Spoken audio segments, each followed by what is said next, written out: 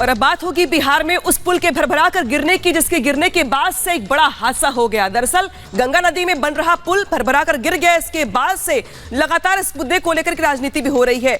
खुद मुख्यमंत्री नीतीश कुमार ने पूरे मामले की जांच के निर्देश दे दिए हैं, लेकिन अब बीजेपी की ओर से कहा जा रहा है कि दरअसल ये भ्रष्टाचार का पुल था जो भरभरा कर गिर गया है। ये कहा जा रहा है कि दरअसल 2 साल पहले भी इस पुल का एक हिस्सा गिर गया था, इसीलिए बार बार सवाल खड़े हो रहे हैं कि आखिर कैसे एक पुल जो बन रहा था वो लगातार 2 बार अब तक गिर चुका है। हालांकि इस पूरे मामले को लेकर के अब बीजेपी का ये कहना है कि दरअसल इस पूरे मामले में करप्शन हुआ, लिहाजा ये करप्शन का पुल है जो भरभरा कर गिरा है। तस्वीरें देखिए आपके सामने, जो अपने आप में विचलित करने वाली है, जहां पर एक ऐसा पुल जिसको कहा जाता है कि ये नीतीश कुमार का ड्रीम प्रोजेक्ट भी था, लेकिन खुद सामने से ये अपने आप पता नहीं कैसे किस तरीके से रविवार के दिन भरभरा कर गिर गए। इस पूरे मुद्दे को लेकर के हालांकि अब मुख्यमंत्री की ओर से जांच के निर्देश दिए गए हैं।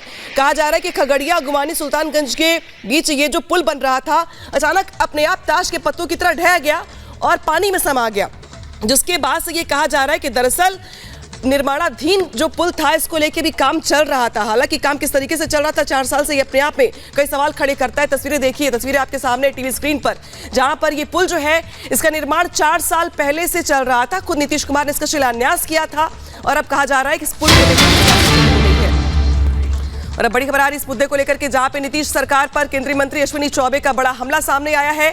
चाचा भतीजे इस्तीफा दे, इस मुद्दे को लेकर की राजनीति दरअसल शुरू हो गई है और अब खुद बीजेपी नेताओं की ओर से इस्तीफे की मांग की जा रही है।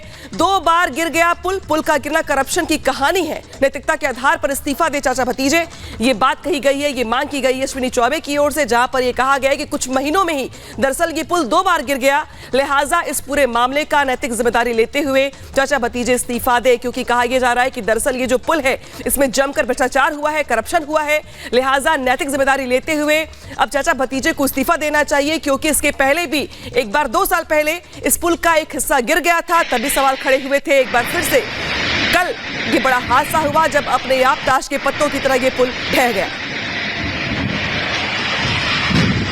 धन्य हो बिहार सरकार, धन्य है आपका भ्रष्टाचार। यह पुल आज भ्रष्टाचार को भेंट चढ़ गया। इसकी जांच पूरी तरह से अविलंब होनी चाहिए और साथ ही बिहार सरकार को धृतराष्ट्र की तरह आंखें न मूंद रखें और पुल निर्माण निगम के सभी सेतु की सेफ्टी जांच कराएं। सेफ्टी ऑडिट की जांच अवश्य होनी चाहिए, जिससे जान माल की रक्षा हो सके। मुझे दुखी मन से कहना पड़ रहा है कि बिहार राज्य सेतु निगम द्वारा निर्माणाधीन यह जो पुल है उस पर भगवान भरोसे ही काम हो रहा है।